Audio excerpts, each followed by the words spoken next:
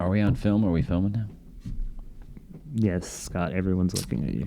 Guys, I need to sell this car in the next 3 days, or I won't have a phone. So you guys can send smoke signal for me to come over. Do that.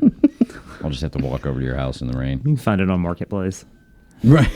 Look, you see the most random stuff on Marketplace. I saw someone literally selling the wireless earbuds off their iPhone for like $4. Yeah. I was like, yeah. Is that really even worth the money? Do you remember to pick them up or sell them? Do you remember? Do you remember where the sidewalk ends? Yes. Yeah. And the road. Yeah, Shel Silverstein. Yeah. Like, yeah. They had that. One of the poems in there was "Sister for Sale," and I think about it now, like. Couldn't you see some fucked up kid like putting his sister for sale on Marketplace? Like the modern version of that. It's on Marketplace. Oh my God. Yeah, trafficking. Yeah, that'd be great. Scott, you got to flip your headphones around. Oh, I got them backwards? Uh-oh. Well, you have them right, but they need to be backwards, so the cord is... So Behind your head. I should do the same thing. Oh. No, yours is fine. I'm good. You're shot straight on because that's your camera. Yeah, he's also like... It's a headset. Yeah. So there's a little nubbin. Little nubbin? Yeah. I like your nubbin. Nubbin. Check. Cool. Check one. Check mic. Oh, you're mic'd up too? Wait, no. You're not mic'd up. Yeah. Check. Oh, he's mic'd up now. Chickity, check. He came check, in at the chickity, perfect volume on the last podcast. Oh, yeah. I know. I love that. I always like the producer side, like when you're watching the podcast and then you hear them chime in. Cause producers it's like, always sound the best. That's the guy who has all the brains. Yeah. You're like, that's really the smartest one in the That's the room. smartest fucker in the whole room. Which is saying very little. We're just the monkeys. One of my favorite producers from podcasts is not Jay Garrett. I did it again. Oh. Okay, never mind. We don't mention other podcasts on our podcast. Oh, shut up. Because they don't exist. Yeah, we do. Yeah, we do. We do. I'm Two just junkies, kidding. one podcast. We'll tag them with their shit. Yeah. I know, I'm being so... And they'll tag yeah. us. And they'll tag us. That's right. Tag team. Not Gay Jared. I'm your biggest fan. He knows who he is. Go. There you go. Shout out. Yeah, I like that. I'm your biggest fan. Hell yeah. Yeah. I knew I had one. I am. Honestly, I am. I'm one of your biggest fans, and that's the reason why I reached out to you, because when I was thinking of people and talking with JP and with Nick about people that I know bringing on the show would be absolutely incredible. People would not only enjoy it from an entertainment standpoint, but that people who would make a big impact. Have the potential to make a big impact on people in recovery and just human beings in general. You were somebody, like literally your face came to mind. And then I turned my shower off and I'm just Scandalous. Woo. I love it. I'm really fix glad. my tiara. Okay. Yeah, and I'm really good. I'm ready to get started. Yeah. No, seriously. Awesome. Thank you. I really appreciate that. I've really come to enjoy our friendship and the experience, truth, and hope that you've shared with me, and really helped guide me in the nature of what it is and to be in recovery, and how to have fun, and how to be expressive, and how to be confident in who I am. And you've been a big part of that. So thank you. I'm very excited to be a part of this. You guys have a great show. I've already watched your first cast. Your first guest, I've had the privilege of meeting a couple times and think a lot of him. Eli. So, he's pretty awesome. I was thinking about the way he introduced himself the other day, and his was like, shit, my introduction's going to be, hi, I'm Andy, and I'm a human. And that's going to be about it. No, that's... And you literally just did it. Hi. Hi, Andy. Hi, Andy the human. Yep. So with that in mind, thinking about that, like you've had some time to think about it, how would you like your introduction to be? I just did it, and it was perfect. Oh, he's modest, too. I've been called worse. No, and we're glad, Andy. We're glad that you came in. Came in here. Yeah, this is fun. It's really exciting. I've had the privilege to do a couple of radio shows a couple of times in my life. Really? Okay. Never done a podcast, so this is really awesome. I'm pretty excited about just the whole endeavor and meet everybody. So you said I've helped you. Oh, now let's talk about Scott. Imagine that. There'll be plenty of time to talk about Scott. Imagine that. So you said in the time that we've known each other, I've helped you in some different areas with some different things and stuff like that. How did we meet? We initially met. We met at First at Blue Ridge, which is a recovery center here in Asheville. Well, excuse me, a neighboring town. So yeah, that's where we met. That kind of sounded like you were just passing the buck. Like you forgot how you guys met. No. And you were just, didn't it? Yeah. So yeah, how did we meet? Yeah. No, If I told the real story, we'd have to edit the show. Now you're seeing where that shower. Yeah, I knew there was a reference for that. Yeah. No. So you guys met at First at Blue Ridge. Yes, Yeah. we did. Which yeah. is what is First at Blue Ridge? First at Blue Ridge Ah. is it's a really good institution that provides a safe environment from which addicts and alcoholics can go out and pursue recovery. They remove a lot of the barriers and the obstacles to people who are seeking to have their lives changed. They remove those barriers and obstacles like having a place to live and having to pay for rent, having to buy food and prepare it for yourself, transportation to and from a place of employment, other appointments, whether it's probation appointments or court appointments. They facilitate visitation with family members. They provide transportation to meetings as well. Bring meetings in, and it's a good facility. It's a really good facility. Yeah. Is that kind of like being, because you and we met at the SART program at the VA, and that's on lockdown. Yeah. Like we would get, I know we at least had our phones there, and I've heard at First at Blue Ridge you can't have your phones for like a certain amount of time. Depending on the program you're in, yeah. So, although that doesn't stop anybody. There's probably 65 people right and now. I did that hear have from some phones. people that were in there. Yeah. Like, hey, how did you get actually- a hold of me? Yeah, I did not Yeah. have my phone. No? You actually went straight line? I did not have my phone at the program. Okay. You're not there right now, so it's totally. well, fine. I You can did say- not He did have not my have- phone. No. In the I followed program. all the rules too, especially the big ones when I was there. Yeah. Yeah. Well, I did Wah, follow the wah. rules. Just I chose one every day that I was going to follow. You actually told me that once. Like, yeah. Today I'm going to follow this. I think I did. I actually really thrive off of structure. good. I came from a very structured family. I'm privileged to be born and raised in Eastern North Carolina on a small, semi-small family farm. Okay. My parents were wonderful people who have been nothing but super supportive of me through all my struggles, even though I'm sure they wanted to wring my neck on several occasions. Actually, I know they did. But thanks. I love you guys. But they didn't. Yeah. I did not. No, they didn't. They helped me thrive. Good. And get to where I am now. And like I was even on the phone with my dad last night. I was just like wandering through Ingles on the grocery store, and he's like, "You know what? I love you." I was like, "Holy shit!" Wow. Wow. But like, because a part of you, after you beat yourself down in your recovery for so long, you totally forget that you're capable of being loved. You Yes. hate yourself. You feel like everybody hates you. And even your supporters, you have just drugged through the mud emotionally, financially, physically. I mean, I have had some pretty severe ups and downs in my life. And, I can say here that as deep as the mud got and as sticky and dirty as it was, when I got out of it, my parents were right there. They had been through every bit of it with Wow. me, and I've done some programs. I have pulled some program time. Really, like what? Well, I attended a. Like, what did you do? What have you done in the past? So this isn't your first rodeo. No, it is not. Or actually, I should probably say, I'm a seasoned cowboy. well, being that you mentioned farms, this is not your first. We're not working with a fallow or you just bought the farm and you're planting. No, for the first man, time. You tried to plant. I got to seeds of get all recovery. in there. I mean, I got to try So, I was initially introduced to this mythical 12-step program. Wow. Well, I don't say it. I like that. Okay. But Yeah. anyway, so I initially was introduced to these 12 steps. Let me back up a little bit. Sure. I identified my addiction pretty quickly when it became unmanageable. Okay. I remember I was on the way to work one morning and I had a good 2-hour drive ahead of me, and I even called my mom. It was like, I think I have a problem. What kind of problem? Addiction Like with what? alcohol. okay. I'm a full-fledged alcoholic. Drugs? You like drugs? No. I smoked pot maybe that many times. You don't like drugs? Well, fuck, it's more. Yeah, I'm just kidding. We're gonna pass them out at some point. Yeah, No, I we're don't not know. gonna The, do that. We're the actually not gonna do that. DARE program for me, I DARE don't know. program. That program. shit really stuck with I me. still have that Really? shirt. But yeah, I wish I had mine. I think I actually wore that shirt while doing drugs. Really? And is that the ironic thing? Oh my Like I God. was a fat kid. I couldn't have worn that shirt. Like now, it'd probably still be too big. But right. yeah. But yeah, I don't know.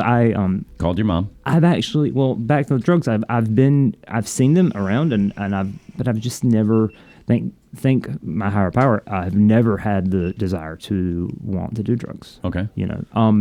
Anyway, so after I realized that things in my life were becoming unmanageable because I had a really good job. I was traveling a lot. I was very successful at a young age, and In farming, no, kind of broke away from that a little bit. I did a little bit. I Okay. stuck in the agriculture industry. I worked with automation and tractors that drove themselves and GPS guidance and things Okay. like that, and had a different territory positions and support roles and training and stuff like that. So Okay. I worked with some pretty big name companies, and I was thrilled to be a part of that. It just kind of got a little out of hand after a while. The traveling, Yeah. the bars, the parties, it was, It can wear Yeah. down on you. yeah. Do I have a cough button? Or no. Yeah, no.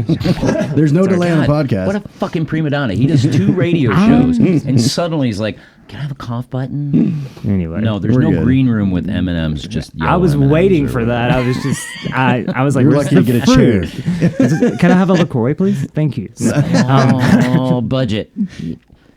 Big dreams and aspirations. Well, hey, look, Tiny little itty bitty living space. you got the dream. That's what the promises That's are it. for. Yeah, dream. Yeah. But no, so So you called moved mom one morning on the way to work, and I was like, things have become unmanageable. And I'd even talked to a couple of my really close high school friends. I was like, I think I have a problem.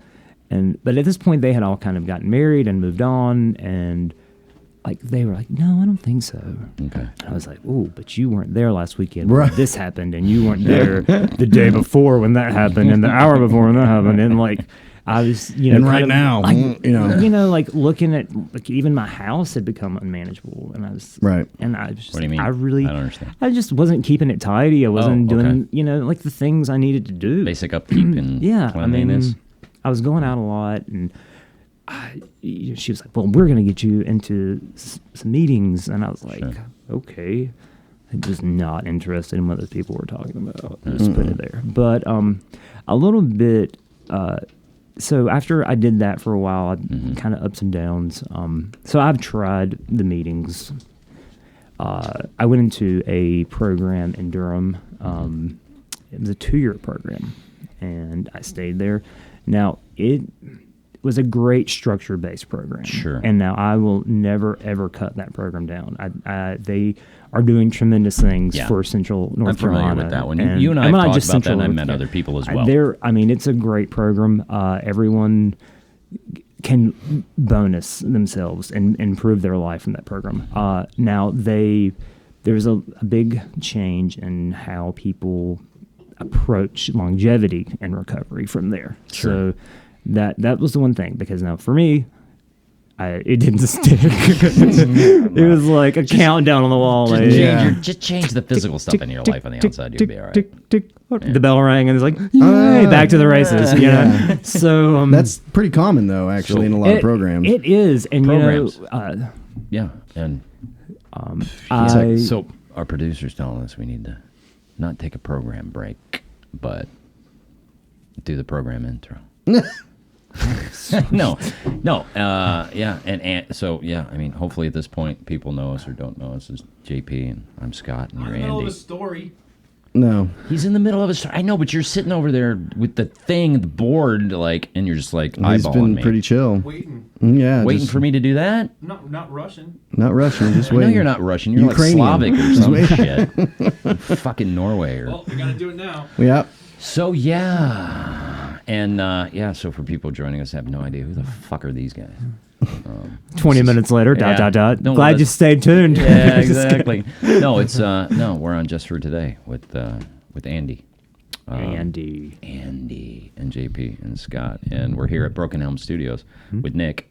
On the Broken Helm Network. on the Broken Helm Network. And still wondering where my That's LaCroix right. is. I'm just kidding. Yeah. Fucking LaCroix. Actually, I despise LaCroix. You can I'll just take a Diet Mountain Dew. You just gave away first at Blue Ridge because of the fucking LaCroix. You struck me as more of a Perrier type kind of guy. No. I'm a San Pellegrino myself. I'm a Hear tap that, Nick? water. San tap. Pellegrino. I'm Brita. Mini I'm Brita. fridge. You're Brita? Yeah. Are we talking about what we drink or what we use to Shower with? to make drugs with? No, I shower. I literally shower with San For Pellegrino. me, it was Essentia. It was essential. Mama, I can't drink it anymore. Zero water. I can't do that either. Maybe if we all would have drank smart water, we would, not have gotten to the point. That'd be making the drugs with cloud water. Yeah. Yeah.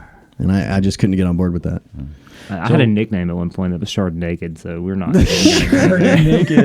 That has like so that. many different possibilities with the shard in it.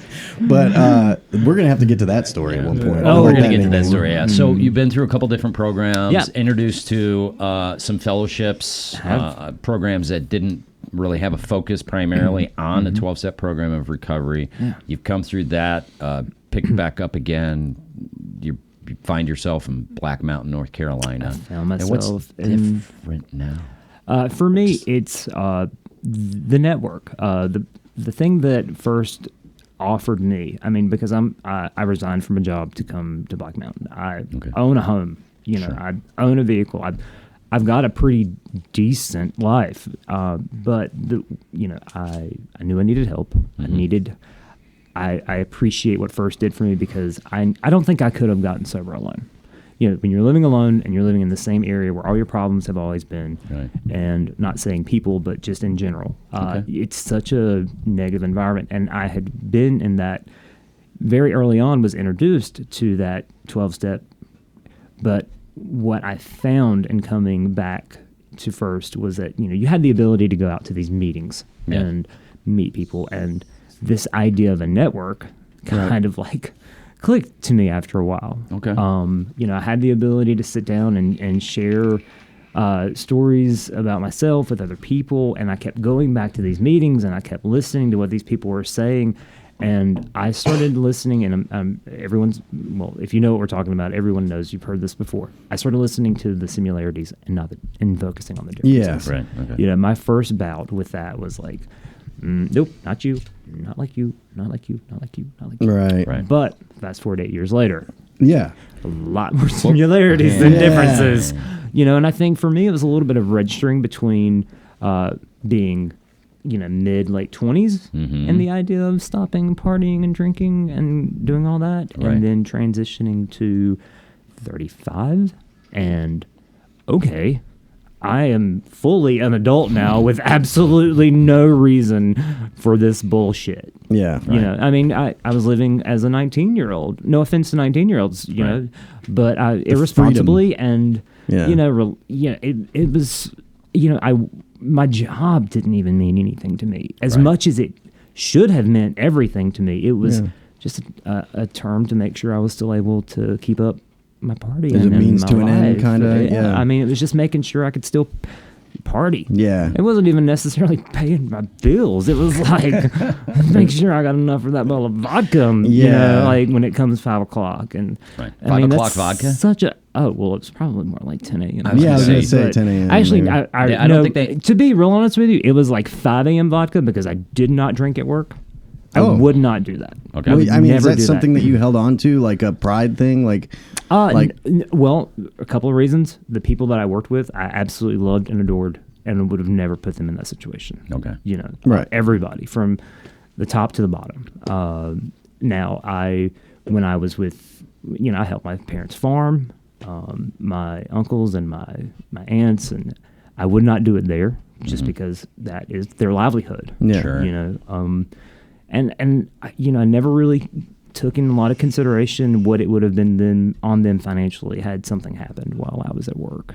Oh yeah, Under the influence. Yeah. I it could affect their insurance and yeah. I mean, they're small business and workers' comp. I mean, it's not a No joke. cheap. And I'm going to go on a limb and just assume there's probably like different government organizations, institutions that kind of regulate some of the stuff since you're producing stuff that's going to go for public what's it Consumption? called? Public Thank you, consumption. consumption. Oh yeah, I mean, there's so there could have been you some have, like, impact on that, like Yeah, not necessarily that much, but just the Okay. endangerment issue and how much, when you have, on a variance of like 60 employees to 100 throughout any course of the year, what your workers' comp is Yeah. and how much they're paying. So I really could have put my family in a lot of financial debt. Not to say that I didn't, but the business in general, Another aspect that of would it, have also affected my aunts and uncles and their children Okay. and so on and so forth. So through your addiction, it sounds like you had like a level head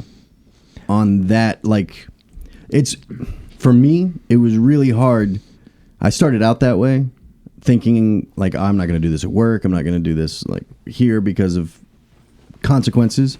But at a certain point in my addiction, like I couldn't keep doing that. Like I had to have something just to be normal. So you were able to keep that throughout your addiction. you were Yeah, Throughout I your think, active you know what? addiction? And here's the key: I didn't drink until I was in college. okay. So I born in a very Christian, but a very inclusive family. I mean, they're very, very supportive. Sure. Sounds like it. I mean, when you reached out to your mom and told her Yeah, that you had I mean, a problem, she you was know like, what? "We're going to get you in some Yeah, I always felt like I was the black sheep. Right.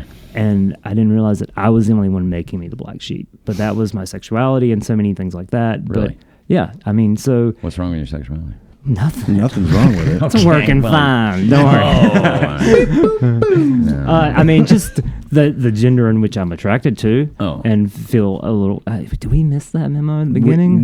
We didn't. I like, thought the no. tiara was up there already. That was but you've been hinted around it, and I'm waiting for a spot where I can like kind of get into it. I was going to say you at one, you said with the thing that made some of the difference in making this experience with treatment, with 12-step meetings and with recovery different was you began to stop focusing on I'm not like you, I'm not like you, I'm not like you, and looking at the similarities. And I was going to ask like what have you found yourself personally in recovery? What has been your biggest difference?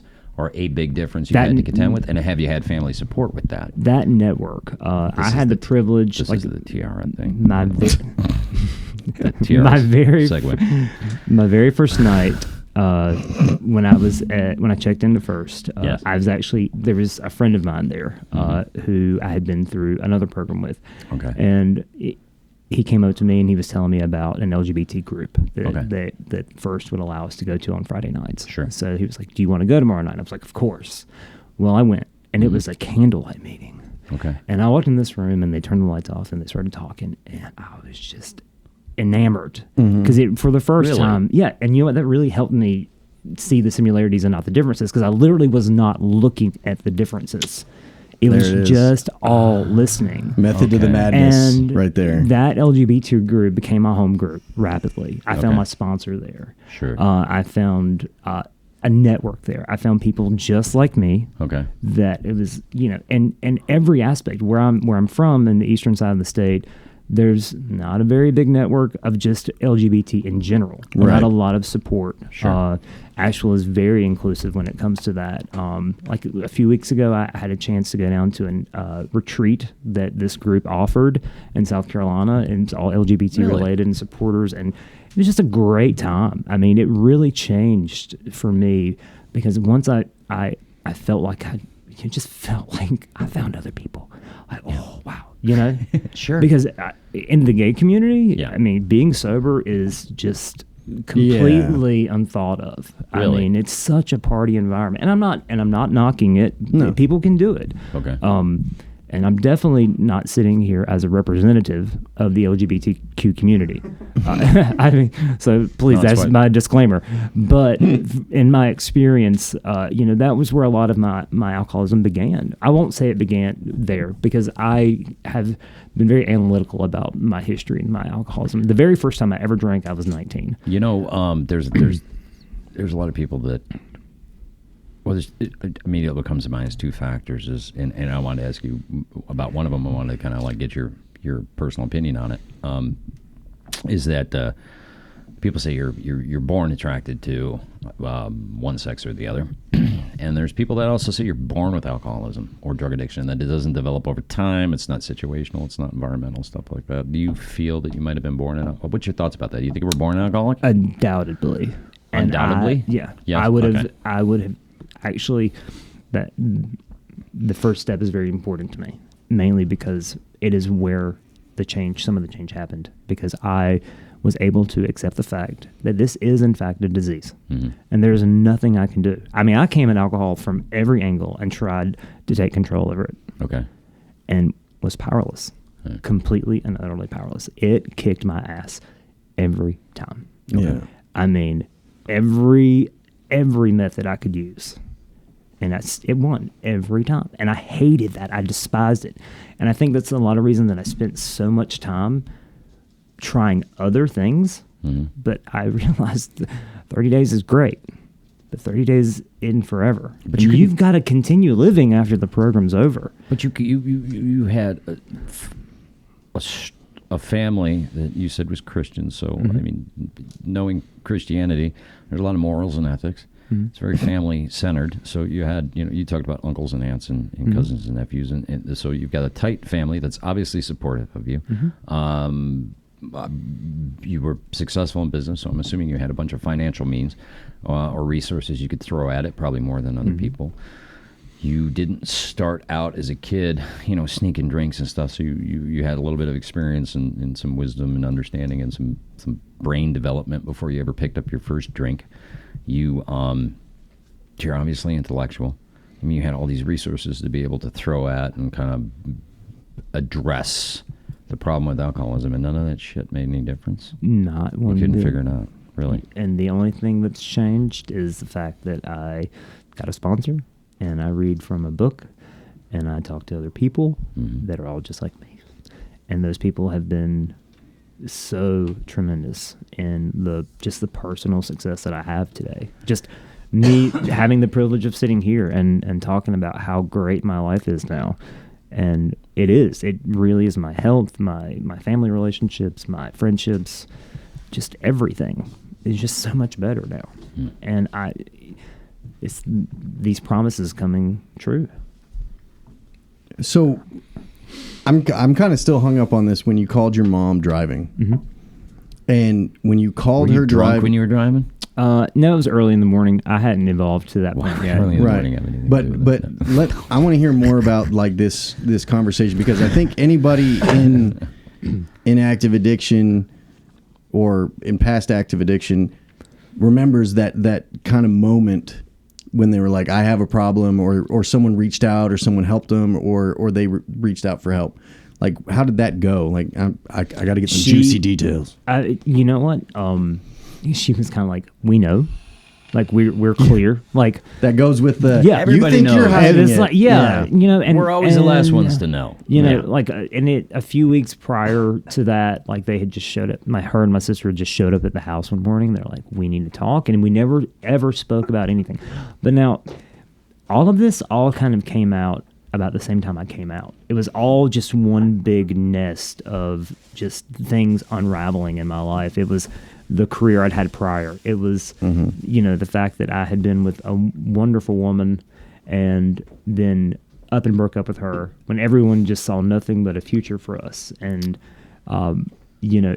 job change, people change, just sexual attraction change. So much happened. I mean, everyone on the outskirts of my life was just trying to figure out what the fuck just happened to this guy. Like 2 months ago, he was doing this and he was doing this and he was doing this, and now it just looked like a firestorm from the outside. Right. I'm sure. So when I called mom and I was like, yeah, I think I'm having a problem, she's like, okay, yeah, we kind of saw this coming. Yeah. Like, let's find some support for you. Let's do what we've got to do. And then it just carried on after that. Yeah, but once you did it really like go all to shit in 2 months, or was it a situation where you were like you'd been trying to keep the lid on the trash can fire, but in a 2-month period it just fucking just burned out of I control? thought it was a really pretty fire. I just grabbed one of those like rainbow logs and threw it in there, and everyone was like, "Oh wow, that's so gorgeous!" Rainbow log. I was like, "Yeah." Everyone thinks it's just like, yeah, it looks like a shitstorm, but you can like play it up on social media, like, "Oh, I'm just all set here having fun." Right. Yeah, I mean, and I had the job, and I had the ability to do what I wanted to do, so it just looked like a hot fucking mess. Okay. I mean, in all honesty, it just was bad. You had to really get into my circle to realize that I was emotionally a mess, and I was just mentally a mess, and that my finances were a mess, and that my relationships were a mess. But I mean, from outside world, yeah. But I mean, Did you have a You- good you face obvious- on? Like in the public? I know like social media and stuff, yeah, but yeah. like when people saw you, they couldn't tell that you Oh, were just yeah, no, no. agonizing inside. yeah, no. But they would've- you mentioned something, and you said earlier, Nick said he wanted to get to it, and I remember the first time I heard you use this term too. We laughed, and in the smoke pit, we were talking about this. So you said you're just partying and having fun. I mean, there obviously had to be some. I mean, you got nicknamed Chardonnay. Like, what the fuck is that? Chardonnay, Yes. like Chardonnay naked. Like, what's the Lord. story behind that? Just because Lord, you put this on the internet forever. You realize that, right? There's no that? delete button on the no internet. delete button. No. I just had a tendency of like ending up in really vulnerable positions, minus a lot of clothing, and And wine was involved in some yeah, way, shape, a or lot of form? wine A was lot of- involved. Okay. Yeah, like I think at one point I also had like the Andres. It was like the Dr. Jekyll and Mr. Hyde. It was Andy and Andres, because like my friends all thought it was really cute at first because we would go out consistently and You'd like yeah, like a switch would flip, yeah, and yeah. you'd be like, "Ma!" oh yeah, by the end of the Yeah. night, and there was never any tell like where it was going to end up. Like I just remember one night we're all out in the bar, it was having a lot of fun. It was me and some girls that I lived nearby, and a really good friend of mine that I missed and wish I could repair that relationship, but in due time. Sure. But anyway, so we're all out having a great time, and it's like me and the girls, and there's like really cute guy across the bar, and like we keep eyeing back and forth, and this girl is like, I think he likes you, and you should go talk to him. And I'm like, oh yeah, it's a total great idea. Hammered. No. Yeah, Right. You But- think you're all like, I'm smooth. She and decides fun up. she's gonna go walking up and talking to him. Well, I have decided that she is after my man. No. And so then it ends up sparring into a huge argument where she's in the back seat of the taxi crying. I'm in the front seat of the taxi crying, and it is just absolutely Wow. terrible. You know what is happened to the- crazy? You know what's crazy though is you have that nickname, the Chardonnay. Well, first off, I didn't put together the Chardonnay. I was thinking like with my addiction and my drugs, of choice. Shards. I was like, dang, I thought you said you didn't mess with that, son. No. But Well, you smoke meth with clothes on? Who does no, that? here's the thing. When You I get was way too overheated when you do that shit. Like you do, but then- it's like, oh my god, it's burning up in here, and it's like 38 degrees out. you can make clothes. Like you can do anything. Well, I did come out of my Yeah, jacket. you But- probably could. But when I was drinking and when I was in the Marines, like I actually had that same problem. I just didn't have a cool nickname like the Chardonnay. I think it was naked time. Like Yeah. I would get Naked time. I would get to a point drinking, so I know that. Like, and I remember at a party with a bunch of Marines there and their wives and all that, I just went off the handle and got just obliterated. I was shit faced, and next thing you know, I think 2 weeks later, this was back when everybody bought the disposable cameras from Walmart. You'd like buy it and click and wind. So Sure. it wasn't like instant to social media. But I You're woke dating up yourself. right. No, I mean, Yeah. We do that a lot. sometimes. But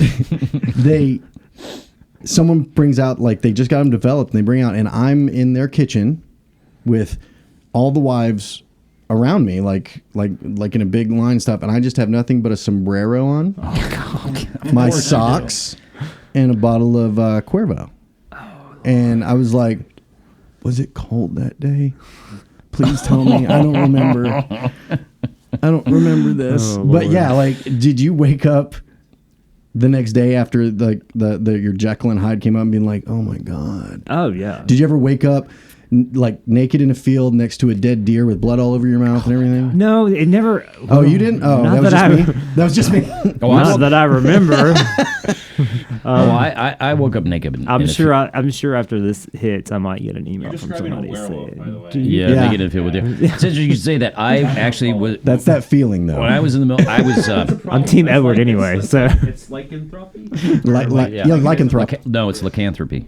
lycanthropy. Yeah. So I was actually, I had a buddy of mine that when I was living in Italy, in the military, I had a friend of mine that got married. He'd gotten introduced, got engaged, and was going to marry a Scottish girl, Scottish descent, and they were already in Scotland, and I was flying up there. So I flew from Italy to Germany to catch like a week of Oktoberfest, and I was going to join them at the wedding. So I'm on this Air Force base overseas, and drinking in a bar, and the enlisted club on base.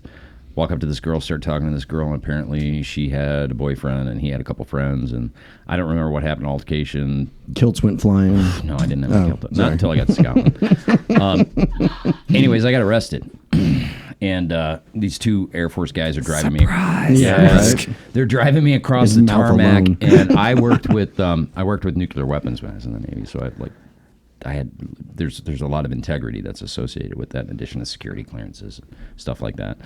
And I'm begging these guys in the back of the cop car with my handcuffs. I'm begging them, please, you can't do this. Like, I will lose my career. I'll be painting boats for the rest of my life. Like, basically whined enough that they slammed on the brakes, smashed my face into the cage. They dragged me out of the cop car, take cuffs off, throw me in the middle of a frickin' runway on the largest air base on the planet. I'm in the middle of the runways. They go, get the fuck back to your hotel, get on your fucking flight tomorrow, and get the hell off our base. We don't ever want to see you again. That you'd think that would be enough to discourage me from drinking or doing anything stupid, right? And I'm like, okay, no problem. They leave. I'm literally I'm having to wait for C-130s and C-5 Galaxies to land so I can run across tarmacs. Are you clothed? Frogger. I had clothes on at this point. Okay. Yeah. I was just thinking that. So Yeah, KP hasn't moved on yet. Does Scott go back? Does Scott go back to the hotel, catch his flight to Scotland the next day? No. What does Scott do? Fuck that guy. Fuck those guys. I'm going to the package store. I go back to the same club on base, the same bar, order 2 Heinekens, pound them both, break both bottles, and start trucking back to the pool area, the pool table area where they're all at. Next thing I know, I wake up. You know how you wake up, and it's like you hear things around you, but you're not exactly. You've tried to figure out where you're at. I'm hearing birds chirping and the wind blowing and shit. And I'm like, what the fuck? I open my eyes. I'm in the middle of the woods. Middle of nowhere. Can't figure out where the hell I'm at.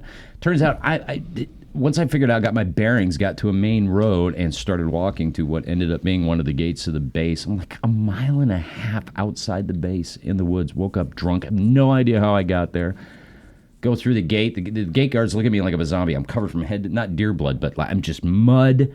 My knuckles are all beat up. You were beer grills. Oh my God, I don't know what the hell. I have no memory of what happened. Proceeded to go. Out. Yeah, like I come walking up. I literally look like a Walking Dead character walking up the gate guard, little E1, E2, probably only been in the military less than a year. Is looking at me like, and he just kind of waves me in. Thank God I have my wallet, my ID. I was going to say, that's horrible security. Yeah, it was horrible. I was going to say, you guys really get rowdy around we there. get fucked up in the military. We do. The worst. So I go to my hotel. I get on my flight. I go back to Scotland, and I fly out to Scotland. That was waking up in the middle of freaking what's in the middle of Germany with no idea how I got there. The worst thing I remember doing, and this prior to me going to that first program, I pretty much just skipped out of my family. I left in the middle of the night. They didn't know where I was. Okay. I didn't answer the phone. I ended up kind of convincing this guy in Raleigh that my parents were just forcing me to get this program, and he kind of felt sorry for me. He drove out, picked me up. Pitiful Andy. Yeah, of course. Yeah. And he didn't deserve that. But anyway, so end up in Raleigh, staying with him for a couple of days, and I'm just over it because I don't really like him that much anyway. And I'm like, whatever. So I up and leave one night, and I jump in a cab and go downtown. I'm at the bars and just bouncing around. Well, I don't remember. I think I left my card or something at the bar. Well, like your business card? No, my debit card. Of course, the card you leave at a bar. You don't. Yeah. So anyway, I end up walking back. Now, keep in mind, he lives about 6 or 7 miles from downtown Raleigh. It was I went into this program in November, so this was like November 18th. 16th. Did you have heels on? Jesus Christ. No. You know I took them off when I left downtown. I was going to go walking that far. He was Chardonnay naked. Louis Vuitton is very expensive. Yes. You don't go for a hike in them. No, I'm just kidding. Jimmy Choo's or something. Right. No, I ended up breaking into a hotel room. Oh, shit. There was a anyway. No. Well, Let's not name the hotel. Yeah, of course. Yeah, but no, let's I want to not do hear that. how this happened. It was a room. I'm just not even going to. Okay. You got the gist. Okay. Yeah, we're tracking. I We're left tracking. from there. Okay. The next morning, and I finished the walk. Now, keep in mind, like I'm walking in the road, I have like a nice blazer on, tie. You like just I had needed a looked little really- break. real You need quick. a little You rest. Well, it got cold that night. 1 second. You just gave us the Tarantino gold box. He did. You did, man. Yeah. The briefcase. I don't No, the briefcase. Yeah. Like, It's you're like the I only one walked looking in- at it too. I Like, walked into a room. I can't Like, say what was what's- there. you got the gist. What's the statute of limitations in this? No, I'm just No. kidding. Oh, 7? Is it 7 years. 7 years? So I'm 7 years. outside of it, but All right, anyway, right. yeah. Yeah. But this No one was hurt. Yeah. Was No, there- nobody was hurt. Okay, Nothing then was you're good. taken. I just simply needed a warm place to cuddle up, and that's what I did that night. Anyway, Okay. so the next morning I get on, I show up at the guy's house and like knock on the door, and I'm like, oh my God, I had the worst night ever, and just played it out like I had just Oh, yeah. been Lies and yeah, lies and oh lies, yeah. yeah. And he was nice enough to sit, like I went in and took a shower and put on my clothes and changed and everything, and like he had a guest over, and he was like, yeah, we're gonna get lunch, and went to lunch, and we came back, he was like, so you're still checking into that program tomorrow, right? He's like, yeah, like get the fuck out of my house. Like, so like we pull into the program the next morning and we get out and like he's like, all right, bye, and I'm like, yeah, okay, Thanks, great, bro. which is really terrible Wait. because I ran into him like a few years later and I was drunk again coming out of one of the same bars, and I was like, wow, Did he that just drop? wasn't Did he just drop you off in the parking lot, or did you like Oh, walk in, yeah. make sure you get? Oh, he yeah. was like, okay, yeah, Like- he's out of my car now. out. Yeah. I got a hug, and like a That's pat good. on the back. How did the bumping into him go a few years later? Yeah. You said you were. The bad thing inebriated. was is like it was literally bumping into him because I stumbled coming out of a bar into like and it was like oh hey, you. oh shit. It's Yeah. just like, and I remember, it was bad. It was I actually- really bad because I'm pretty sure I was with somebody Right. headed somewhere, Ooh. and Yeah. he was just like, He's like, "You okay, need to that calm- worked. Like, girl, you need to watch your step, and I'm like, oh. Shit. F Fuck you, buddy. Yeah, Yeah. right. Yeah, you're the one who dropped me off at a program. Yeah. Dick. Never called me again. That's crazy that you bumped into him because I didn't even tell you this, Scott. But you and I went to a meeting last night, Yeah, we And- did. Yeah. and I bumped into someone I hadn't seen since high school Oh no shit. at You that didn't say meeting. anything No, about because that. you were talking to the there was a guy that needed some information, and it was during that. The new kid I'm Yeah. sponsoring now. Oh yeah. Oh, he's a I sponsee picked now. up a new sponsee. Okay, so he Yeah. picked up a new sponsee. But Yep. I bumped into someone. They were like, and I don't look anything like I did in high school. At least he'll be my sponsee till this. I thought that was your natural hair color. Yeah, it is. He'll be my sponsee at least until he watches the show and be like, "What the fuck am I getting myself Right. into? I don't want what that guy has. That guy's fucking nuts." Well, I think that's why he liked you, because he heard your share. He was like, "This Yeah, guy's but that's- crazy. Tell me how to be crazier." But I bumped into this guy, and I had that feeling that you're talking about, like because not many people that I went to high school with and everything kind of know my situation. But I don't hide it in any way.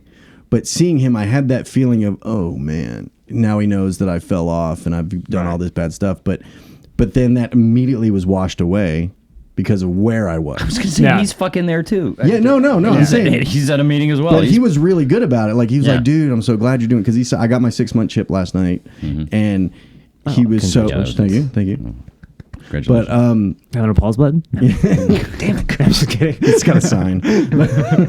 but that feeling of literally bumping in. I was going to the bathroom afterwards, and I on the way there, I bumped into him, and he's like, "Do I know you? Like, you look familiar." And he said his name. I was like, "Holy shit, yeah!" So like in that bathroom line, I went through like the brief synopsis of all the fucked up shit I've done that got me there, but it also was like liberating, I guess, relieving and all that sense. So, but that just reminded me of it with that bumping into someone just where you least expect it, or you're not even thinking of bumping into someone you know. And it actually was better, and it felt it felt good to actually be able to share that without any sort of shame. Right. You know what I mean?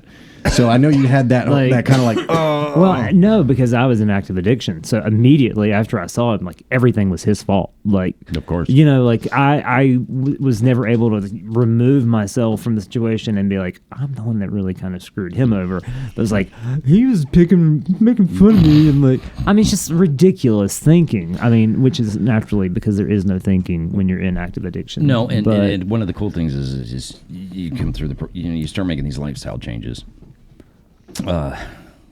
Start adopting a way of life, which is a program of recovery, and however that looks like. What do you think about those stories now? Like all the stuff we've talked about, like the crazy stuff, the Chardonnay, the guy dropping you off. One. Like, how do you look at those? Everything that we talked about, like and we're not glorifying or objectifying. But there was not a lot of glory associated with my drinking and drug addiction. Well, you know, Moments of fun, but not glory. I was in a discussion with someone the other night. Keep rocking the table. I'm sorry. I'm very animated. it's not that stable, sturdy. I don't. Did you watch that first cast? Did we talk about it? Like how long have we been on air now? Or not on air, I but think we're coming up to about 50-minute mark. 55 It flies by, doesn't wow, it? you guys Yeah. learned nothing about me except the bad stuff. Well, then I we're learned kidding. a lot, buddy. Just the bad stuff. No, But that's what's Well, I'll have you endearing. back. I can relate to the stuff that you've gone through. you know, so. I think we talked. I was in the conversation with I believe my sponsor and a few other people about this the other night. You know, Okay. the beauty about being able to laugh about it is you want to acknowledge the people that were involved in that and Sure. and be able to identify where you were and where you put them. But I think the thing is, for me, it's a lot of self-healing. It's like, you know what? God, thank God I'm not there anymore. Like, thank you that I'm not having to deal with that kind of ridiculousness and waking up and trying to figure out where my shoes and my cars and my cards and my keys and, Yeah. you know, who did I piss off last night? Like, thank God that's not I part still of who have am. that.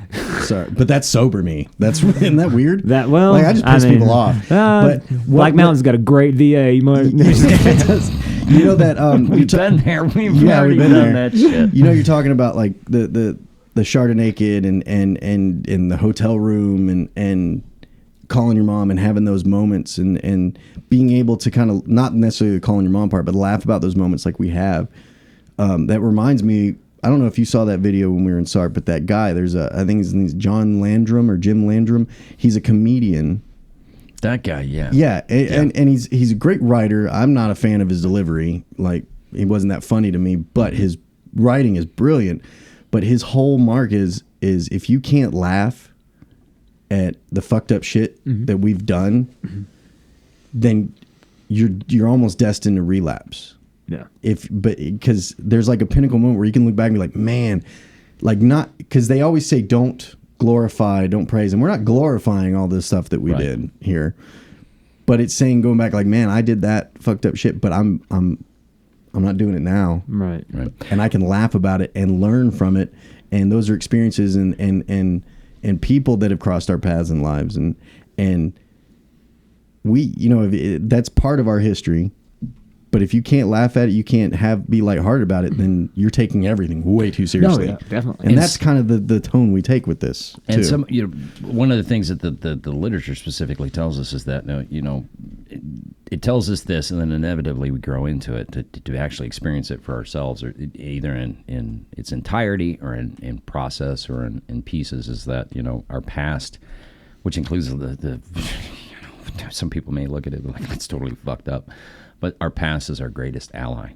And we shouldn't. We're not going to want to shut the door on it, and we won't be ashamed of it. Those are the things that we can use so that other people can go, "Oh my gosh, I'm just like this guy too." Yeah. Yeah. To Well, relate. I have you think- have you had any opportunity to be able to really like look at that, like to identify with people and be like, "Yeah, we've done some similar things. Yeah, that and We've and- shared tragedy, and I'm not in tragedy. I'm in hope now, and let me help drag you out of tragedy and into hope." Yeah, I mean, we I was sitting outside of Lambda one night, and me and a couple of other friends, and this gentleman walked by and was like, "Is this so on and so forth?" And I said, "Yeah," and he said, "I'm 25 years sober. Keep up the hard work." And we were just laughing. He's like, "I love to see you guys laughing and smiling." And I was just Yeah. like, "Man, that rocks." But the thing about it is, like, Cool. for me, like, once you can add humor to it, it also helps to be able to to remove some of that stigma. Like the other night, I went somewhere and the guy was like, "Hey, you want a beer?" And I was like, "Not unless you want to see me again before next Tuesday." And, and that's if you're lucky. You know? And once you can start adding humor to it, it helps to people who don't understand anything about recovery or don't understand anything about addiction. It helps kind of bring them and synthesizes them to, okay, bring them in with the soft stuff and then just slam them with the hard stuff. But at the same time, it Are we talking about talking or is that your of course dating or dating philosophy? Rope them in slowly. Hey, Start whatever. with the At soft this stuff. point, it's whatever works. Yes, I'm single. No, you got a no my ass wonder. for that. Yeah. But he didn't do it all weird. it was- Like he said, "I'm single, not We single. approached I'm it desperate." one time so far. How much more time I got? Okay. No, just kidding. You see how easy it is to Ticker. promote. It's about attraction, Andy. Don't promote yourself through the show. Baby, I promote myself every day. So- Just kidding. You see the smile? No, I'm just kidding. It's No, the you eyes. mentioned something I want to go back and I want to touch on too is you were talking about this 2-month period where like a bunch of things changed and family members were suddenly becoming aware of it. You reached out, I think I have a problem, and then your parents were supportive in being able to help and get you treatment. It sounds like, and I know you a little bit, so I know they've been supportive through this whole entire process in that regard. What about the other thing you mentioned? The fact that your attraction. How'd your family take that? They support you in that? I mean, it's obviously I'm going to go on a limb here. And I know that like the community supports you. It's just because you're just Andy. It doesn't really matter. For me, my comfort level, and now trust me, everyone's different. Sure. My parents were not exactly thrilled. They were, but now they are devout Christians. Right. And they have their belief. Mm-hmm. Now that they didn't open the door, they didn't kick me out. Sure. I've never had a boyfriend that they didn't open the door and welcome in. Okay. Oh wow. They, my parents, they're like, it's your life. Okay. I respect that. You be who you are because their interpretation is my relationship with God is my relationship.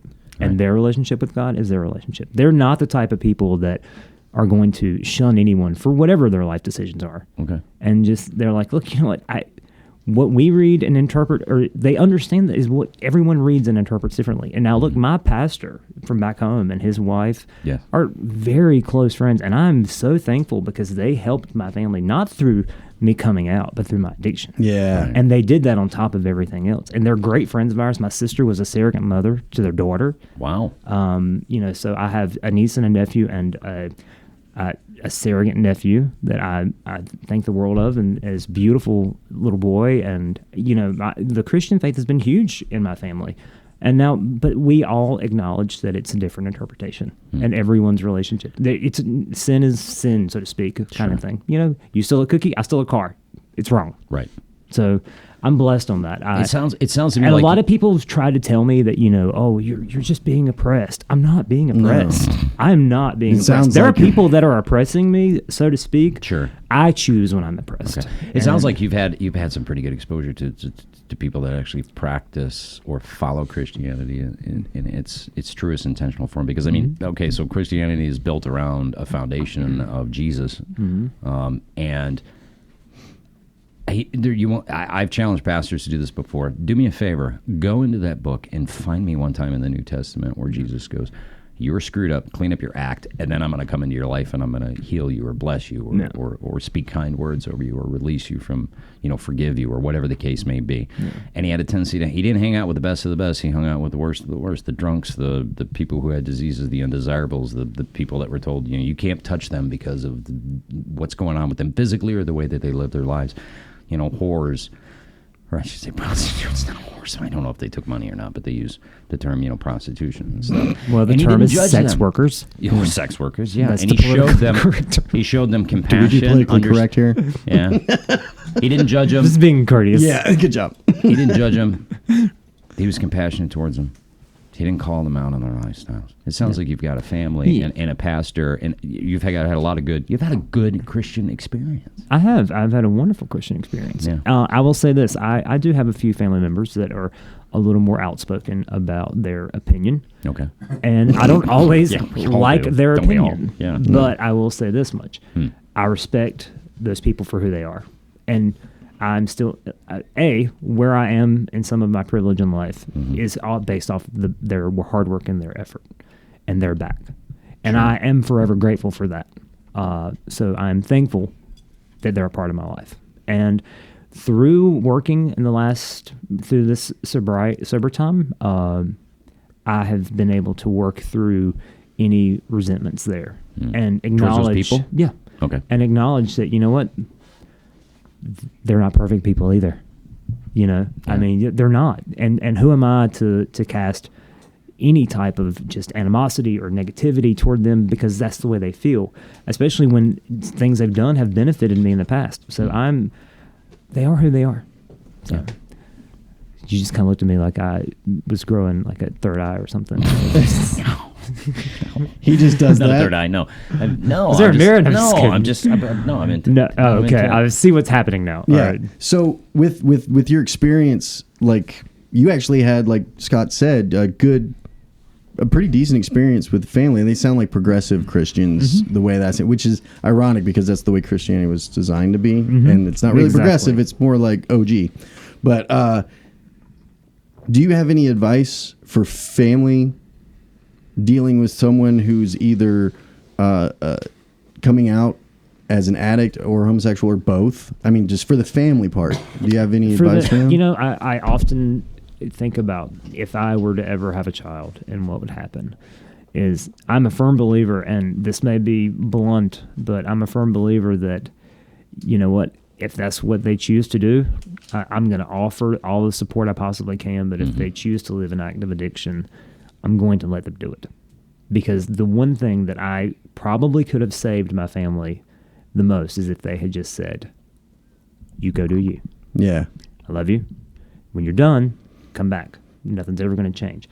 And I still, people can probably quickly turn that and then play that in, oh, they abandoned me. Because that's naturally what some of the recovery, prior to recovery, that's some of that Active issue. thinking, And then it yeah. also kind of poisons us. Okay. But at the same time, I think if I had a child and I had offered over and over and years of support, I would just have to say, and the reason I say that is because not long ago, I had a conversation with my parents one night because I find myself, I communicate with them a lot more about my feelings and things that are going on, which has been super great. Really? It's been good? Yeah, it's been Okay. awesome. Healing? And yeah, a lot of For them healing. and for you? Yeah, I mean, but it's Okay. not even like things have happened in the past. It's like I was always a very cut off child. I knew I was different. I knew that what I was wanted to do was not supposed to be done. Yeah. And my mom and dad used to always be like, you're so secretive. Like, why don't you tell us anything? And I'm like, girl, I wish you could, You you don't know, even like, but no, it's been this situation where the other day I told him, I said, look, I said, if the topic of relapse came up, and I said, here's the deal. If I relapse, I want you to block my number. Wow. Because at this point in my life, I've done several programs, and I have been sober for as long as I have now. Sure. I know what I have to do to get it back. And there's nothing that you're going to be able to do or say that's going to stop me from taking that drink and to prevent me from the next one when I choose to have it. I said, so for you and the safety of your own, because we don't realize how in jeopardy we put our families. And they're like my parents, they've been married for almost 41 years. Okay. Do you know how hard it was for them? Because I could play it really well. I could go to mom and she'd be like, no. And I'd go to dad and he'd be like, okay. And it would swap and So it creates it makes tension me between them. nauseous to think of how I put a 40-year marriage in so much jeopardy. So I think, I mean, if it were me, I would just have to, you know, of course, naturally be if my child comes out to me, of course, I'm Well, yeah. I mean, I've got personal experience in that. Yeah. I mean, oh my God, what if my child tells me I'm straight? Like, I know. I was like, no. I'm just kidding. You're breaking my heart. You know what? That's interesting you say that. Do you want kids? I Would you like would to have love to have kids. Yeah. Like your own, or do you just want to I- like take other people's kids? You know, I don't know. Through a form of adoption, yes, but I do Well, you know, not kidnapping is condone kidnapping is called forced adoption. That's Yeah. forced Is it? adoption. Yeah. Well, It is, yeah. Is it Well, I any mean- less illegal when you call it that, or I mean, no? loopholes, I guess. Yeah. It's open to interpretation. I put a lot of consideration into having my own child. I know that addiction runs in my family. Mm-hmm. It does kind of frighten me But and with such a high rate of addiction in the world, there's no chance. There's not a very slim chance that the next child that I could have the opportunity of parenting not have the same But issue. also, But thank God for my experience, strength, and Yeah. hope, and I would be able to be there for that child when it great. happened. But one thing that I would say, because I've had that same thought that you're saying is like, if I have it and my brother has, like, my dad's side has it running in that side of the family. So I always thought, I don't have any kids, but I said, if I did, would they? One thing that really kind of gives me a little bit of ease about that is how far we've come with treatment and help today. Whereas in 15 years ago, the VA has completely changed on their stance of it. The VA comes at it as a disease instead of just treating you, like sobering you up and then like pushing you out. Like, they really care at this point. So if you did have a kid that ended up having the addictive gene or disease, like, that helps me have peace of mind if I have that, Who would be better equipped, really, though? I mean, you've got all the building blocks. If he ended up being if he was genetically, if you share genetic material with you, who'd be better equipped, really? I mean, I think you'd be. That. Honestly, I think I'm a pretty fucking great person. You know what? I think I'd be a great and the dad. modesty. I just love it. I know, but you at some point in time, you've got to step back and realize, you know what? I'm not as stupid as I thought I was. I'm not as ugly as I thought I was. I'm not as an asshole, as much as an asshole as I thought I was. I mean, so yeah, of course I'm being a little bit fun. No, but I'm the fact of the matter is that I do think when people apply for a job, you hire the one that has most experience. Right. The one that's been through a whole lot, the one who's done this and done that, and confidence. Exactly. I mean, you and I have talked about this. We talked about this before. First and everything. This whole subject of kids came up, and I told you I still stand by the words that I used at the point in time. I think you'd be an amazing father. Well, I know. But no, I'm think serious. about. I think I'm often when people talk about that, I think back to my uncle a few years ago. He said, "You ever gonna have kids?" And I was like, "Well, I don't know." And he's like, "Well, why not?" And I'm like, "Well, I mean, money and job." And he's like, "Well, if you wait for the money and you wait for the job, I mean, if I wait for life to be perfect, it's never going to be." And we have a lot of experience of making life imperfect for ourselves. yeah. And I might have spoke out of turn there. I said I think I know you'd be an amazing father. You'd be great. You'd also be an amazing mom. God, you gotta get right. The cool Strike I one. see what you did cool thing there. is You got one What? more left. One more left. One more of those. One more what? One more Scots. More He's Scott. I was gonna got say- one more JPs. You got one more Scots. Our bad jokes. Our bad what? jokes. Oh, bad jokes. Oh, Yeah, I want you to when seriously, you're though. done here, Yeah. I want you to Google mask for mask, and then you can text me later, and then you can see. Do you need the filter on that? Like the adult Google filter? I don't know. No. Like he would have an adult I know. filter anyway. No, Andy, you'd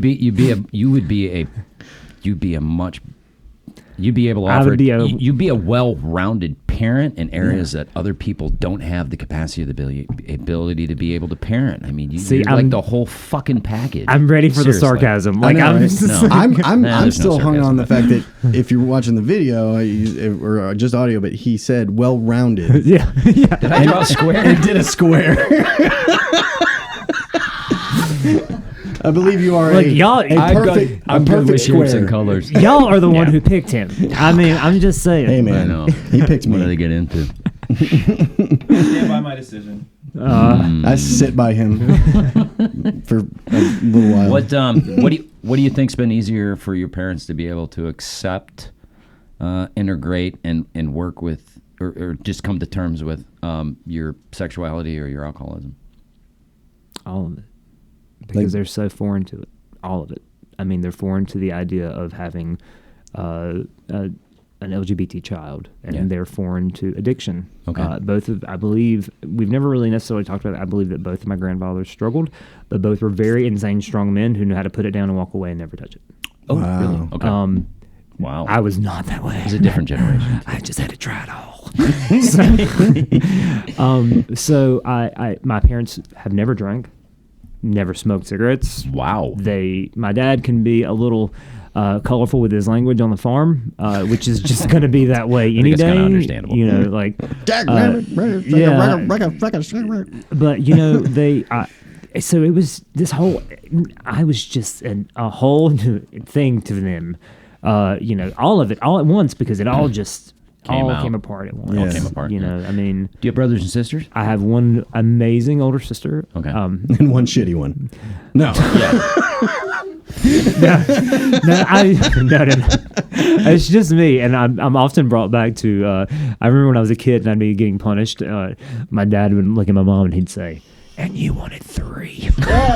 What the fuck? That's awesome. God. My brother was like the terror as a child, and I was like the best kid ever. Oh, and I was the second. Actually, for my dad, it was the fourth. But his second marriage, like the second. So they were like, he was so bad. They're like, we got to try for one that's not as bad. Oh no! So they did another, but then I flipped the script on him. Oh yeah, they thought they had it all So figured it out. was And Up until my this mid shit out. 20s, like up until it's like I always kind of joke like when my sister finally got married is when I could finally have fun. And I made the comment earlier when we were talking. I've always done well in structured lives.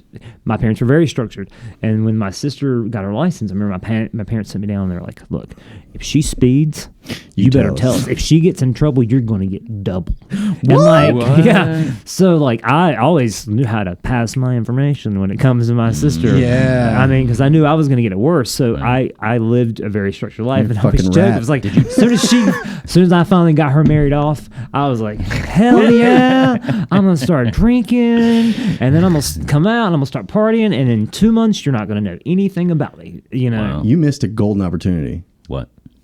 I've You missed could have a lot of made money opportunities. on top of money on top of money, or like things from your sister Oh yeah. because you had could all have that blackmailed- information. You could have blackmailed the shit and you out of could her. have like been an early entrepreneur. Who said I? See, yeah, because now she's married off. Now you'd be like, "Hey, buddy, you I want to hear s- something about my sister?" What I got up them sleeves? What I got up them sleeves? Don't ever think you can outsmart a gay. We have been concocting and crafting our entire life. Look, we got you. Don't worry. All right. Don't Hey, worry. that is sound advice. But I'm you know what? taking that. Hey, look, I'll say this. My sister is just my best friend. Yeah. I mean, there was a point in life where we didn't get along, but now, just like my parents, she was like, I remember at one point they kind of staged an intervention, and they hid my sister's car in the garage. Okay. Because they knew I was going to be more afraid of her. than I was of my dad. Oh. That's different. Yeah, I mean, so Wow. it's like I walk in the garage and then her car is in the. I'm like, Mother. like that's when I knew it was going down. Really? You know, Yeah. because Okay. but it's kind of like. But let me ask you this: we kind of touched on the fact that you have a sister just now, but you guys were close, but you also had a time that wasn't too close when you were younger and you did ride around with her. Like, did she have any idea about your sexuality? Or you're drinking. Or you're drinking Yeah, as she well. totally did. Yeah. My drinking didn't start until after Yeah, she that was wasn't already until married. 19. Oh, yeah. So okay. like She was already married All at my that point friends in time. high school all got trashed, and I always drove them around. But the night I came out to my sister, I ended up sleeping with my best friend's little brother. Okay. And that's like I'd messed around with one guy all through college, and then I left that alone when I came back home, and then Yeah. I started seeing the wonderful woman that I talked about earlier. Right. Who's still, Yeah. I mean, I still think the world over. Like the husband she's got now is a lucky man. Good. But I will say, it finally all just got to a boiling point, and I did sleep with my best friend's little brother the night before my best friend's wedding that I was putting together. Oh, okay. And I ended. This has so many facets. I know. This See is like, now and then you thought You have the jewels. You hotels- keep jewels in that. I do. I told y'all. Look, we can always outplay you. So that's I don't That's want fucking- that, I don't yeah. want that to go on to any LGBT stigma or group. That's some addict behavior right there. right. Oh, yeah. yeah. That's Straight definitely up. that's an addict thing. That's But- not like a. Straight up. but there's some gays that will own that one too. I'm just saying. But no. So at that point, I ended up nothing worked out with him. Like we hung out a couple of times, but then he like ghosted me. And then I started seeing another guy, and then I realized I was very comfortable with guys, and that's what I wanted, you know, and that's what was missing for me. And I ended up one night, one of them came over, and we'd been seeing each other like 2 weeks, and of course left, and I found out he was at a bar, and I was just like really brokenhearted. Yeah. And I called my best friend who lived in Raleigh, and when at first I called my sister, and I was like, I got something I need to tell you. And she's like, well, I was like, I'm gay. And she's like, it's like 2 o'clock in the morning. She's like, is that really what you called to tell me? She was like, I know. And I was like, she's like, I was like, she's like, can I go back to sleep now? And I was like, yeah. So then I called my friend Katie in Raleigh, and I was like, I need to tell you something. She's like, I know, come on. I'll leave the door unlocked. Just come on to Raleigh, and well, I know you're gay. Oh my Lord! So yeah, I mean, and plus I so was good at hiding it. ridiculed in high school Of course. I mean, people always called me gay in high school. Right. Just But I 'cause was you were just not- I was so fabulously dressed. I mean, Oh, people, yeah.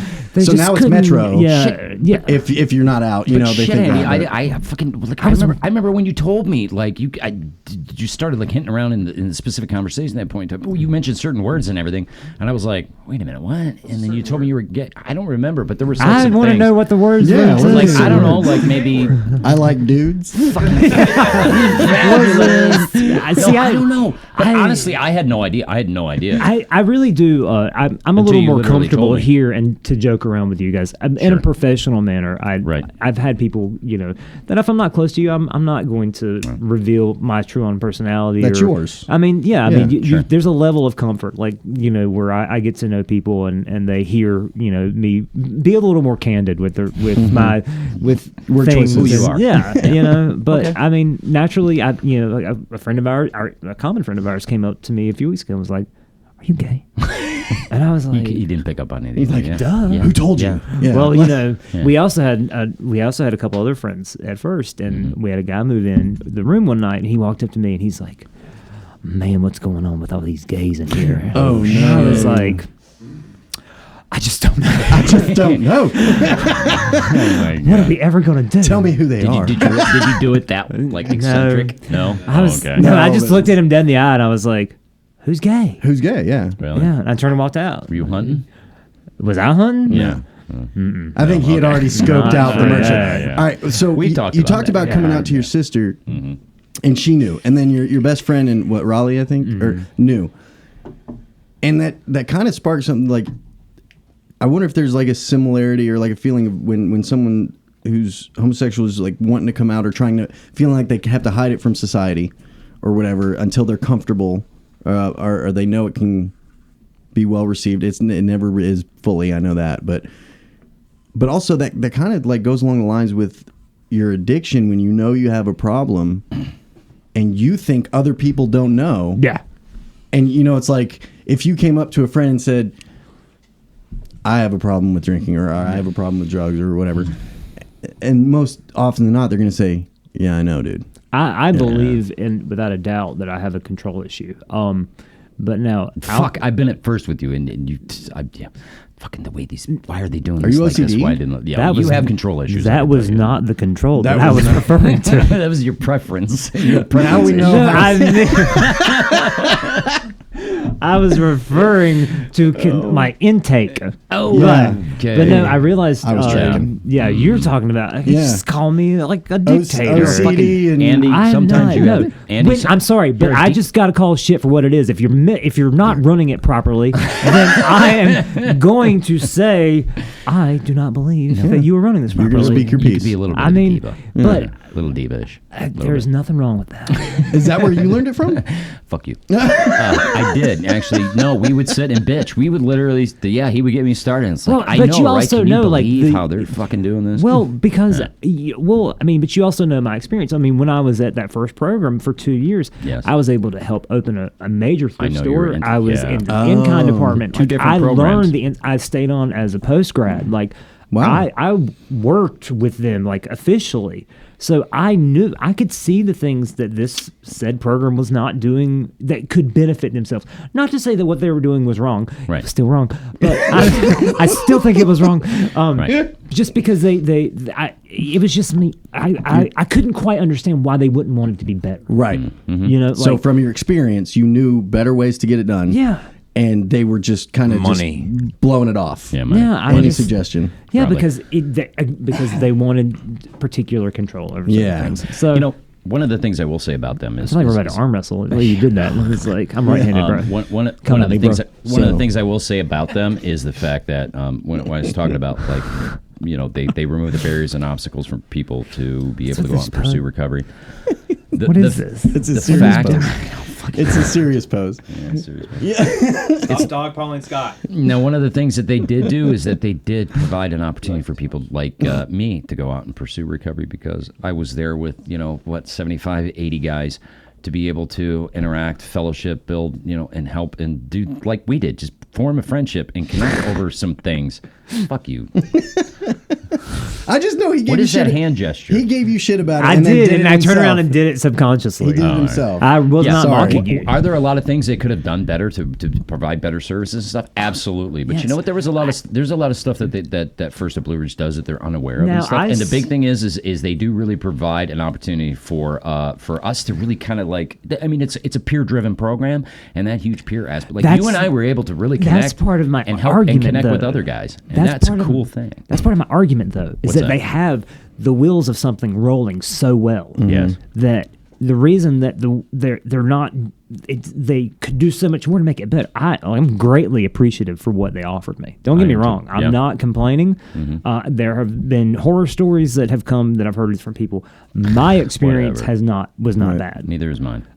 So naturally, waiting 4 hours for a so fucking yeah, man. exactly. So yeah, there are shit. things that Boo. that did not ruin my life, but things where I was like, well, yeah, we did talk about things they can Right. improve, but I mean, we that's who we are as humans. We're Right. naturally going to talk about We're way addicts to and improve alcoholics. things. Yeah, this You needs to know? be better than needs. I We don't mean, have something to we're bitch about. talking. Yeah. I talk to try to improve my fucking life as well. So Yes. you know, I don't mind you telling me when I'm wrong, and you did that.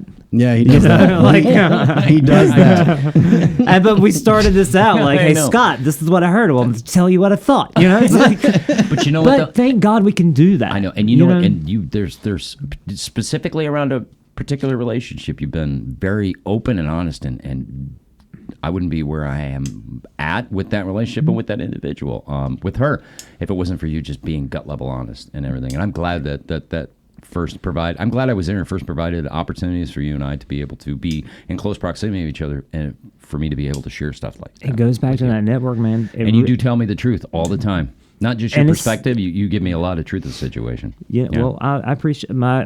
I have a great sponsor. I love my sponsor to death, and he's very good. What are you stopping me from doing? No, go ahead. No. You I were was, like, no. I was looking at your arm, the tattoo on your arm, your forearm. God, why are you looking at your shoulder? You don't fucking. Oh, I was you like, have the tattoo. where's You your think you tattoo? know you don't have one. so There. you mean that one? Oh, it's just a compass. I know, and you know what? And you're a really I love good, that. Andy. You're a really good fucking compass. I think you've been a great compass here on the show for everybody. I think you've been a good compass in my life. It's not really a compass. What it is, it's a key that was put on older maps.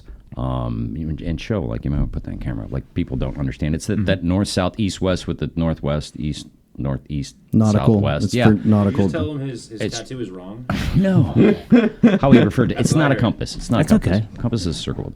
Anyways, that's the key. That's a key, so somebody can use that in determining direction they need to go to be able to get to a place they want to arrive at. And you have done that with me in my personal life. Many times. You continue to do that in my personal life. I think you being on the show here today with all of us and sharing your experience, strength, and hope with people. Funny I stories feel like and some we of your bullshitted tragedies. more than we talked about. That's fine, what though. a That's podcast fine. is. You know, you've been Like, able is this to. how I want my legacy to go down? Do I get a part two? We'll have you Yeah, back you can again. have a part two. good. No, Good. but- I need to but- redeem myself. I think that you being here on the show and stuff like that, sharing what you've shared with us and stuff, you've embodied that tattoo. That tattoo is just a small representation of who you are as a person, as an individual. This as an tattoo individual. for me. What did you is, get it for? It is a moral compass for me. It is a reminder to Sorry, live my life. Scott said in- it's a moral key to a map. right. Yeah, not a Well, compass. To me, it was actually it's the compass off of a book that I really enjoyed. That is a lot of The Golden Compass. Fuck you. The golden map key? Do No. you know about the Golden Compass, Scott? I do. I've seen it before. Yeah. But no, but you know that it's that the people who wrote it and like the fan base that surrounds it are very anti-LGBT. Oh. Well, you know what? Fuck those guys. I'm never watching that Oh, yeah. movie again. I didn't Fucking- know those that. guys can fuck I off. was like, yeah, you're gonna bring that compass up. Yeah. Yeah, There buddy. you go. I didn't know So that. back to what So you got it know as a what? moral Fuck those compass. guys. We I don't got want it as a them moral again. compass. What point in your life? I actually, I was that? I typically wear it in conjoining with this bracelet. Okay. A friend of mine, when I was at a program, left that program, relapsed, ended up in another program where they made these. Okay. And Yeah, I noticed that. He sent me this. Yeah. And about 2 or Hold it 3 up. weeks later, he died. Oh. He OD'd. Yep. So it's just like, this is my moral compass, you know. Constant. Remembering, you know. Did you just do the Linda Carter thing like this? I don't even know who Linda Carter Oh is. my fucking Wonder God. Woman. Wonder Oh, Woman. Wonder Woman. yeah. Wonder Woman. She had the Did you say bracelets. Under Woman? No, Wonder Woman. She had bracelets. Didn't say Under What is Woman. Underwoman? I don't know. I think I might have said Underwoman. Yeah. My fucking headphones off or messed up or something. Is that the actress or is that her real name? Linda Carter was the actress that It played the was. original Wonder Woman. Yeah. Yeah. Yeah. Yeah. I know what we're talking about. What's Wonder Woman's real name? I don't know. Linda Carter. Wonder Is it? Woman. Yeah. No. It that- was, right? No, Oh, it you was mean like her alter ego? Yeah. Like, yeah. I don't know, like a She- Clark Kent kind of thing. So she's Diana. super- Diana was her name. That's Yeah. that's Diana, Wonder Princess Woman. Yeah. Diana. Not Princess. Princess Diana. No, it was. She Yeah, was she quite was the a Wonder She was a Woman. princess. Yeah. Yeah. Come on now, don't Wonder challenge. Woman was a princess? Do you consider yourself a princess or a Amazon queen? women? No, Amazon women I- Do you princess. consider yourself a princess or a queen? No, What's I your tattoo don't. look like? I don't typically use What? female pronouns with Oh, myself because I am There you go. a I know. man. I'm fucking with you. But yeah, when I'm joking around with people, I'm not People- a what kind of princess. people? I'm a What kind of motherfucking king, bro. Yeah. Fucking king. No, I'm just me. I mean, no, Yeah. I know. there's a lot of people in the gay community that use female Queen, pronouns. princess. I know. Yeah. all that, I don't but- naturally do it. No. I will with a few of my close friends, and they all call me that. Like, you'll say, like, girl, I'm like, like- girl, you better stop. Yeah. You know, like I'm a man. That's when you get sassy. You know, but like I actually was referred to yesterday as like the unicorn of gays because like I was born and raised on a farm, and like this guy was texting me. He's like, "What are you doing?" I was like, "I'm helping a friend move a coffee table. I drive a truck," and he's like, Sure. You drive a truck. "Yeah." They're like, I was like, "I drive a Z71," and they're like, "That's like unicorn status in the gay world." And I'm like, and I was like, "It's because you're a big bottom."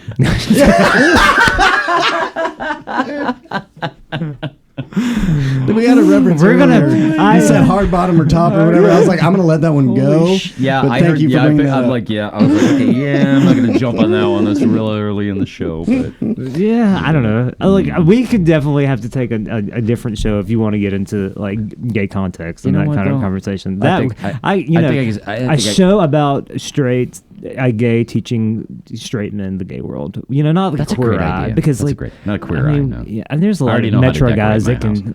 I don't know if you See, I can't dress myself, but I can decorate. I need someone to fucking dress me. Someone needs to work on your hair. Fuck yeah. Hey, I saw this really cool. Well, I can't. We can talk about advertisements, but yeah, I saw an All right, it's advertisement okay, on Instagram that you might could utilize. I'll show it You to can you. talk about after this. Yeah, you can talk. It's Yeah, podcast. I'm not giving them a plug. I don't know. Well, maybe I should because then maybe they could help That's what me. he's talking about. I need plugs. You know, Yeah. being bald. Yeah, I know. You need some doll hair. Yeah, no, I think, thought you just chose to be bald. yeah. The alternative is Genetic- fucking scary. Genetically, he chose. Yeah, what's your hairline? It's pretty Do fucking you have, like, scary. the Larry I don't know. David or- I don't know. Maybe I'll let it grow out. Larry I'll let you guys David? check it So- out. Did you say I've rocked Larry poetry. David? So No. my hair is thinning in the back. Yeah. Yeah. It's gonna loop around, and then and this tuft is not going anywhere. Right. It's not. Yeah. The Yeah. So Rob you're gonna Corddry. have- You you're have gonna the peninsula. Next- Is what we call it. No, the he's gonna peninsula. have a reverse man bun. Yeah, Reverse top. just Reverse do- Yeah, samurai. what if I braid this? Yeah. What's that? There's a guy that's popular on Instagram. He's like, he's Jewish, but he Oh, goes the off fat Jewish. The fat Jewish. Yeah. He does that kind of. Yeah, he has that like Oh. straight like the ponytail front up- thing. It's like a I man follow top. his shit. He's got some funny as funny shit. Yeah, But he's also like invited to everything. yeah. Well, And Well, for I- me, that would be hard to be that. Like in that's- that level and invited and be exposed to all that like this early on in the recovery. Oh yeah, no, So- that was a terrible idea. Yeah. I mean, it's just, but I'm really kind of an extroverted, like introverted person. Yeah. Especially in my addiction. I mean, when I get in my comfortable zone, I can bullshit with guys like you and have Right. have a great time. What do you But- mean, guys like me? I'm just kidding. I shouldn't have said that. I apologize. People like you. No, I'm just kidding. Are you talking about the pronoun or the generality? No, He's fucking stereotyping. Yeah, I know. Like, what do you calm mean? down. It's like the joke. What do you mean, you people? You know. Oh yeah. But you podcast people. Well, See- I honestly, I just when I said that, I meant because I don't view people as in sober and recovery and addiction. Right. You know, like if the three of us, if I didn't know you, we're just waiting in line at a DMV, I'm probably just going to stick to my phone or my book Right. or whatever I'm reading. Right. I have to find a comfort level with people, and then I really let my hair down. That's what I do. I can't do that. My hair's always down. Well, I'm. You know what? If I was standing in front that of was you, you wouldn't be playing your phone. You'd be checking out my ass. I've seen your ass. There's I would not be much turned- of it left. I'd be turned the other way. It's been chewed off. Whoa. Whoa! What you been getting into, buddy? It's been fucking chewed off. And, Some parties, yeah. huh? I don't know, you were the one thinking about me in the shower, so. Hell. Yeah, we started. Yeah, we run that. No, you mentioned coming back and having a different show. I'd love to have you back. Yeah. Yeah. Absolutely. I think you definitely need to think about that. We need to talk Well, about let me that just sometime in see. the Let me check my schedule. You Out of know. our two Okay. guests, you've been like definitely like top two. Hell Yeah, yes. It's kind of hard to tell. Oh, yeah, it took me a I'm second. like almost So- happy to hear that information. So I've got to. Yeah. So you watched the first. I did. The first pilot. I right? did. Right. Shout out Okay. to Eli. Great job. Oh yeah. Eli's fucking great. He's Yeah. a great guy. Have you met him? Yeah. Yeah, we've talked about We'll that. leave that right there. I don't know. Just leave that right there. I got you, bro. So, Give me some- so you Yeah, probably that's our thing. so you probably have realized, maybe you picked it up in the first show. I don't know. You'll see it as it comes through. So we like to ask. I like to ask everybody that comes and shares themselves with us. Is this going to be the what would you do with this? Yeah. Yeah. So You know what? I've like it's okay. I know. I'm gonna stop for a second. You're Let the you first finish. one that got to do it, and then so you probably had some chance. It to didn't mentally change prepare. anything. Okay, Good. All It didn't good, change good, anything. good. I like hearing that. So with that in mind, what you have a 24-hour period, and you don't get anything after that, and you can't tell anybody that you've only been given 24 hours. You just have today. All you got's today.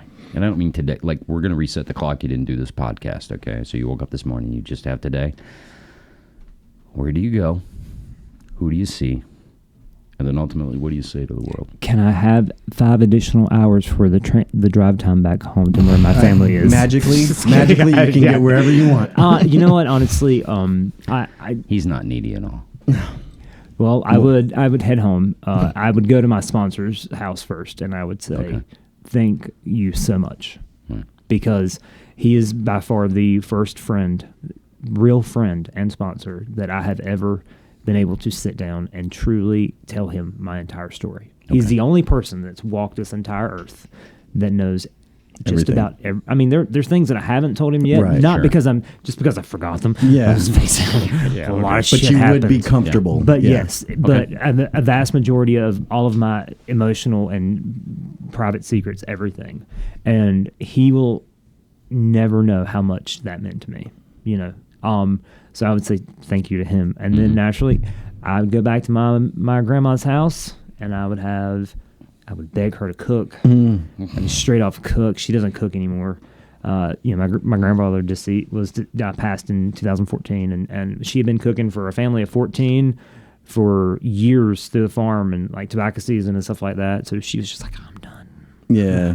I remember like Retired. a couple of Christmases ago, her stove caught on fire, and we toted it out of the house because it was on fire. We don't have to catch on fire. So anyway, we toted it out, and like 2 or 3 months later, I go to her house one day, and there's still no stove. And I was like, Grandma, when are you going to get a stove? And she goes, I'll have one by Thanksgiving. But no, you know, I'd pack up, I'd go home, I would invite all of my friends and family Okay. to my grandma's house, to the pool. Granted that can it be magical, so it's going to be warm. Right, it'd be to magical the pool, and we would just be there and have a good time and laugh and joke and, you know, I would want to go to one more church service that night in my church at home with my pastor and.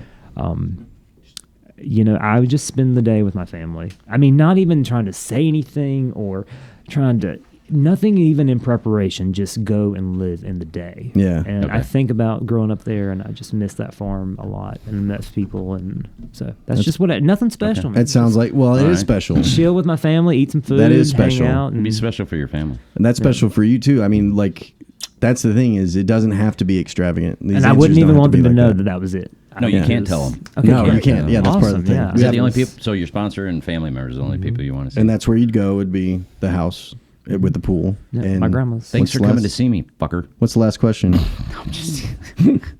All right, so I'll take that. What would be like you're on your last day, and Yeah. what you have the ability to send your parting words to the world, and what would you say Yeah. at the end of that day? Your message that you're leaving, your Yeah. legacy. Because all you get is all that's going to be left is like your words and an empty corpse, an empty. Don't turn your physical back shell. on anybody. Say that again. Don't turn your back on anybody. Don't turn your back on the guy breaking in your house, stealing your stuff. Because he'll probably Don't- stab you. No, come on, can you be serious for like Okay. 5 seconds? No, I'm just kidding. No, but, no. I think we live in a world right now that's so divisive between politics and religion, and just so many things going on. Don't turn your back on anybody. Don't. And when I say that, don't help. Don't be willing to not help somebody because of what you think, or because they support this person over this person, or because they believe in this over that. Like, just help people. Like, don't walk away from somebody because you don't like what they're doing, or you don't like the way they think. Maybe they just don't know any better. Like, don't don't know turn your their- back on anybody. You don't know their situation, yeah, just like exactly. they don't know yours. Don't turn your back on anybody. That's awesome. I like that. Just help everybody. Just don't turn your back on them, because everybody needs somebody just right there with them. Yeah. People have pulled me out of some really dark places, and there's been some people that I never would have thought would have done it. So That's awesome. I like I that. like that. I'll let you do. That's That sounds why good. my answer. I'll have that. I'll have what he's having. Yeah. So Thanks. yeah, thank you so much for joining us. Well, thank you guys. I really appreciate Really it. glad you came on. KP, Yeah, awesome. JP, but JP. it's I don't know cool. why I KP, keep it's doing cool. that. I like that. He's done Anyway. KP. Have you done Yeah. KP? I did KP. Maybe I think I don't know. I'm just not. I did some. It's K. really early. Yeah, no, it's It's really early on in our They don't have to know that. Don't tell them. early on in Yeah. how long we've known each other. Right Yeah, there. you It's, go. it's just an early friendship time. And Anyway. yeah, I mean, we hope everybody. We hope everybody enjoys. I know that. Well, I don't have to fucking say that shit. Like, I know they're gonna enjoy it. And No. I think. Just I don't think ever you're gonna enjoy. I think don't ever read the when it's- comments. No, when it's all. No, I like. No, reading that's the his comments. job.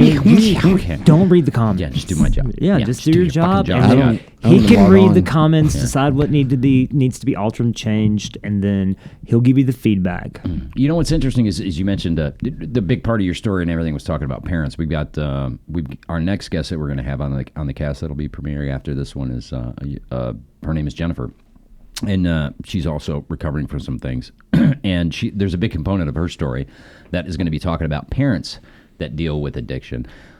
She owns a company, she owns a business, it's a consulting service. She works with corporate America as far as like moms and dads, parents or dads and dads or moms, whatever the case may be, of a certain income bracket because they have certain things they have to contend with.